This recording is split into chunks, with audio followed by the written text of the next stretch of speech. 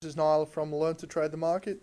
Today's video is going to show you a very high yielding and effective strategy I've been using in the current market environment to take advantage of these nice trending cumbersome moves we've been seeing in the currencies. Okay, I'm going to show you the simplest strategy in Forex. It's the horizontal line approach. There's a horizontal line. That has so much significance in the market because everything occurs around these levels. Everything occurs around horizontal levels, and there's a nice example of a trend. All we've got to do is mark these levels on the charts and continue to watch them and look for price action to occur at them. So we're going to be combining two things, and that is trend confluence. So that's trend confluence and line confluence, or we might even substitute a level in there with that one. So line or level confluence. The strategy that makes most money, most of the money in the institutions, is the horizontal line approach on any time frame. I'll tell you why. If you're trying to move $1 billion or even $1 million, do you think you're just going to go into the market at any old price? Any old price?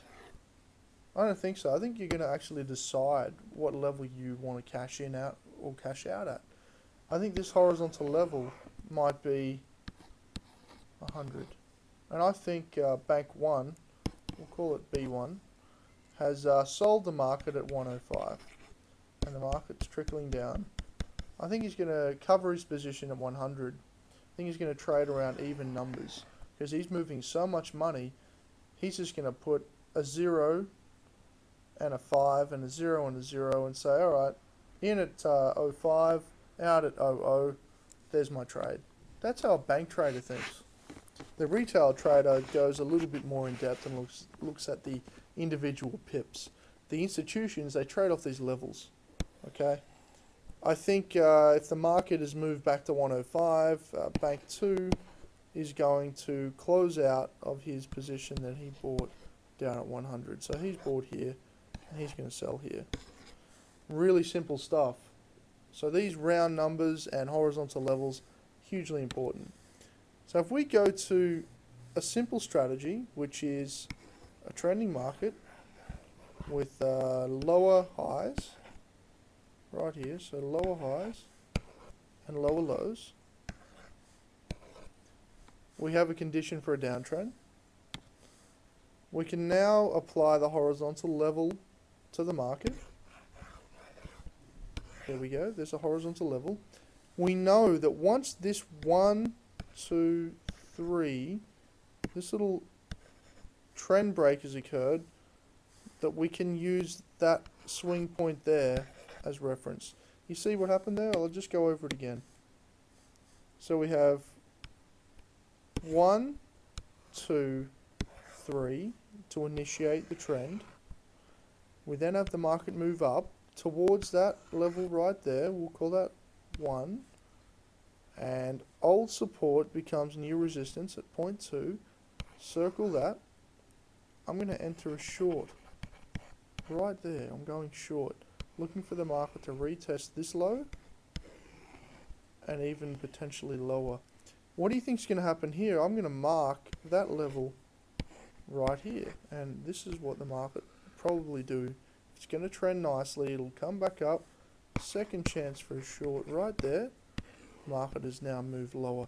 So that is the horizontal level approach in a trending market. The confluence is that the trend is in agreement with our trading direction, and the level has confluence with the trend. And then with these swing points, you see the relevancy right there, and again probably here, look for something around here, go short. That is the most profitable setup I've been using in the current market. And I'll just throw in a little wild card here. When you see that, that is a pin bar reversal. I go over that on all my other videos. When you see that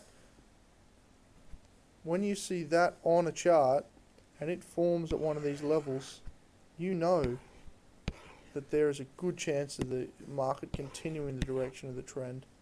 Alright, so that's another little secret. Little pin bar at the level. Very high probability stuff. That's all I've got for today.